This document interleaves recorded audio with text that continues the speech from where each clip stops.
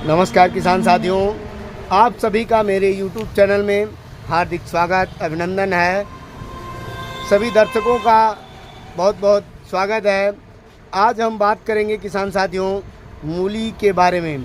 मूली के बारे में, वो भी बरसात में बोई जाने वाली मूली के बारे में।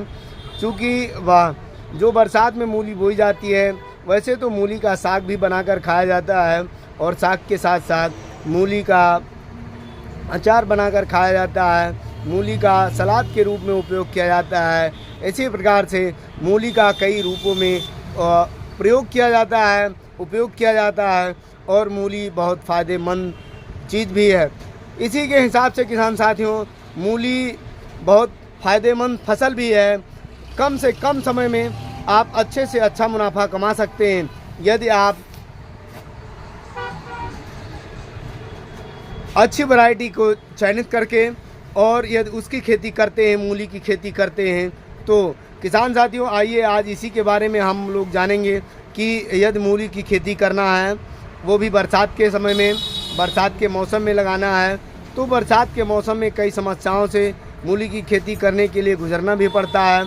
उन सभी समस्याओं से बचते हुए, उन सभी रोग बीमारियों से बचते हुए मूली की खेती आप कैसे कर सकते हैं और कौन सी वैरायटी का चयन करें, कौन सी वैरायटी आप लगाएं जिससे कि आप सड़न गलन गलता की समस्या से बच सकते हैं, रोग बीमारियों से बच सकते हैं और अच्छा से अच्छा मुनाफा आप कमा सकते हैं। आइए इस वीडियो के माध्यम से हम आपको उस वैरायटी के बारे में बताना चाहते हैं जो आप बहुत ही सस्ता, बहुत ही कम समय में, बहुत ही कम लागत में आप लगा करके और अच्छे से अच्छा मुनाफा कमा सकते हैं। तो आइए इस वीडियो के माध्यम से उस वैरायटी के बारे में हम आपको बताना चाहेंगे।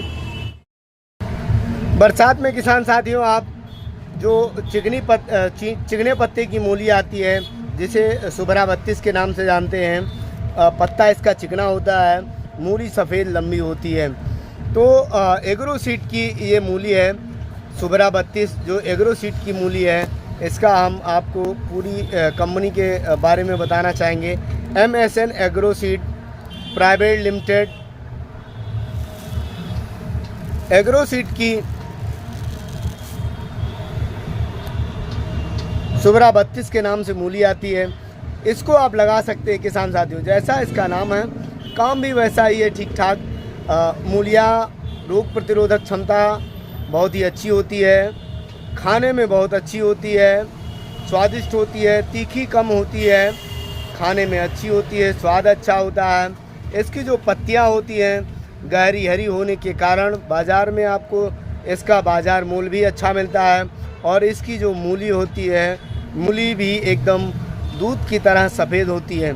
रेशे मूली में कम पाए जाते हैं, कम पाए जाने की वजह से और जल्दी तैयार होने की वजह से लगभग जैसा इसका नाम सुबरा 32 रखा गया है, 32 से 35 दिनों में साग बनाने योग्य मूली तैयार हो जाती है।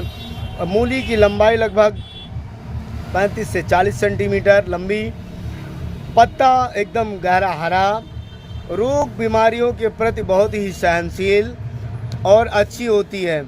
यदि आप बरसात में मूली लगाना चाहते हैं तो एग्रो सीड की जो सुबरा 32 वैरायटी आती है, इसको आप लगा करके कम से कम समय में अच्छा मुनाफा कमा सकते हैं। कोई बहुत महंगी भी नहीं आती है, इसका जो लगभग मार्केट में आपको 250 से 300 के बीच में मिल जाएगी और बहुत ही अच्छी होती है।